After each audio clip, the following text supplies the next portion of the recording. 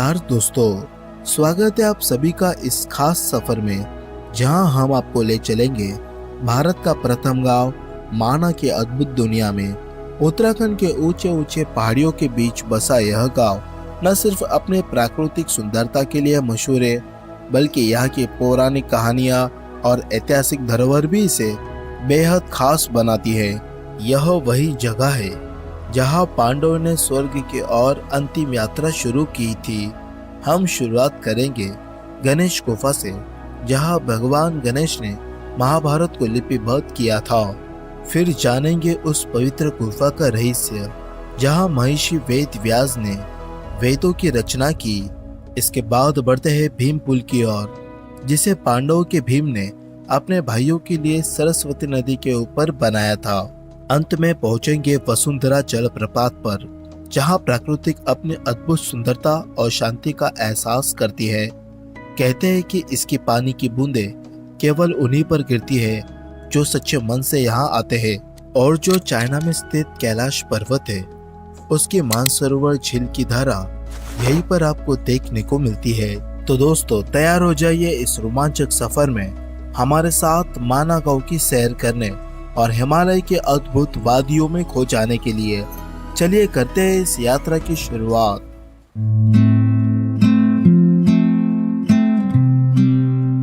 बद्रीनाथ धाम यात्रा के बाद अब हम आगे बढ़ते हैं एक और अनोखी जगह की तरफ।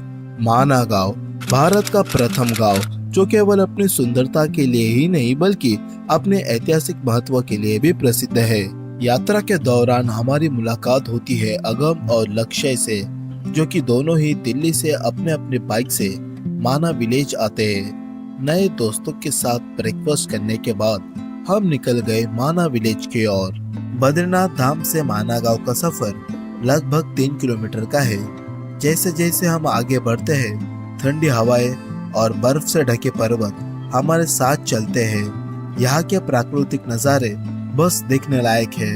रास्ते में अलकनंदा नदी के किनारे किनारे चलते हुए एक अद्भुत शांति का अनुभव होता है। माना गांव भारत का प्रथम गांव है जो तिब्बत की सीमा के बिल्कुल पास में स्थित है। इस बोर्ड के पास खड़े होकर एक अनोखी अनुभूति होती है, क्योंकि यह एहसास दिलाता है कि हम भारत के सबसे उत्तर में स्थित इस खूबसूरत और प्राचीन गांव में प्रवेश कर रहे हैं।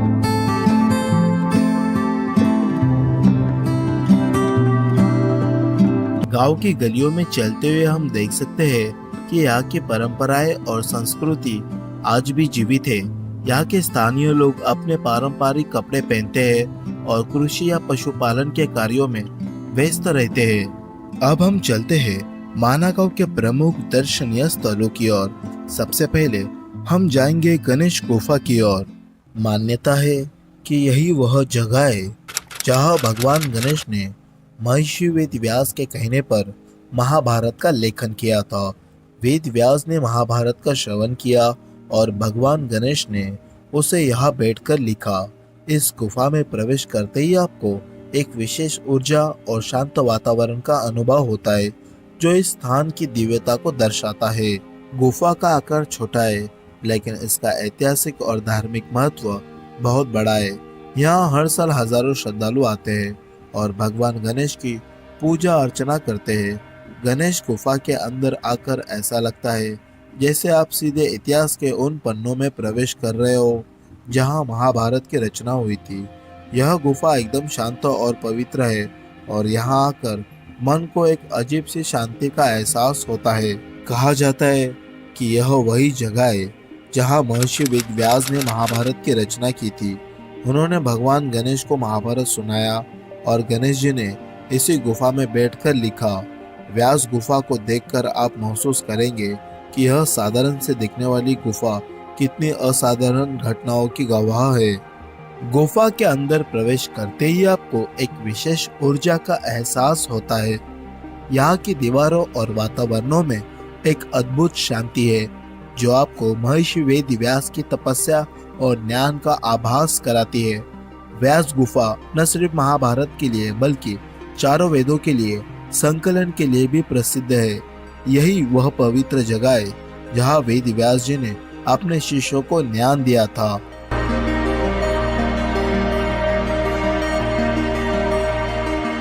अब हम आ चुके हैं सरस्वती नदी के पास में। मान्यता है कि इसी स्थान पर महाभारत काल में पांडव ने अपनी अंतिम यात्रा शुरू की थी। सरस्वती नदी को पार करते समय पांडवों के लिए भीम ने एक विशाल चट्टान से भीम पुल का निर्माण किया था, ताकि सभी सुरक्षित रूप में नदी पार कर सके। सरस्वती नदी को लेकर एक और विशेष बात यह है कि यहाँ से कुछ ही दूरी पर यह नदी अदृश्य हो जाती है और माना जाता है यह पृथ्वी के नीचे विलीन होकर गुप्त रूप से बहती है। यह स्थल न केवल धार्मिक बल्कि वैज्ञानिक दृष्टिकोण से भी बेहद रहस्यमयी है। यहाँ पर आपको माँ सरस्वती देवी की प्रतिमा नजर आएगी और उनके पास में ही मानसरोवर नदी से आती हुई ये वाली पवित्र जल की धारा नजर आएगी, जो कि चाइना में स्थित कैलाश पर्वत मानसरोवर से आती है। यहाँ आए भक्त इस पवित्र जल को ग्रहण करते हैं और अपने अपने बोतल में भरकर घर पर भी लेकर जाते हैं।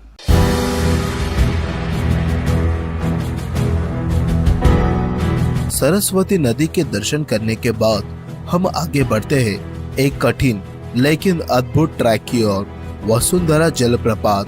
कहा जाता है पांडव इसी जगह से स्वर्ग की ओर गए थे और यहाँ पर आपको ये स्वर्ग में जाने वाला ये प्रवेश द्वार नजर आएगा।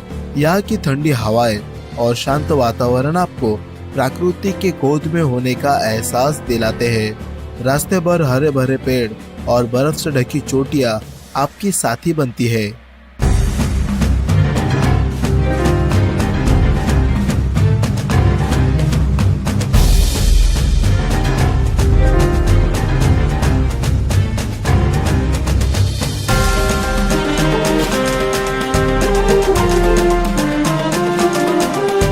वसुंधरा वाटरफॉल का ट्रैक कुल 6 किलोमीटर का होता है। ये ट्रैक उबड़ खाबड़ रास्तों और पहाड़ पगडंडियों से होकर गुजरता है। शुरू में आपको खड़ी चढ़ाई का सामना करना पड़ता है, लेकिन आसपास के नज़ारे आपकी थकान को कम कर देते हैं। रास्ते भर आप हिमालयन की चोटियों की बर्फ से ढकी सुंदरता को निहार सकते हैं।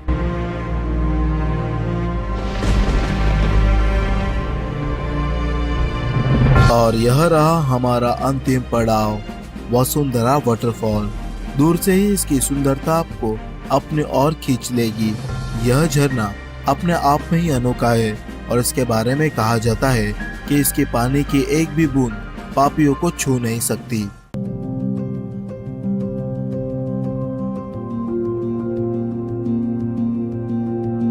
लगभग 3.5 घंटा ट्रैक करने के बाद हम पहुंचते हैं उस अद्भुत स्तर पर जिसका हमें इंतजार था, वसुंधरा वाटरफॉल। यह वाटरफॉल लगभग 400 फीट की ऊंचाई से गिरता है और इसका ठंडा पानी आपके सफर की सारी थकान को पल भर में मिटा देता है। वसुंधरा का शाब्दिक अर्थ है धरती की धारा और इस जगह की शांति और पवित्रता आपको एक अद्भुत अनुभव देती है। वसुंधरा वाटरफॉल से जुड़ी एक पौराणिक कथा के अनुसार यह वह स्थान है जहां द्रौपदी ने अपने जीवन की अंतिम यात्रा शुरू की थी। यहाँ की मान्यता है कि इस झरने की जल की बूंदें सिर्फ उन्हीं लोगों पर गिरती है जो शुद्ध मन और अच्छे कर्म वाले होते हैं। यह स्थान पवित्रता, आत्मिक शांति और सच्चाई का प्रतीक माना जाता है।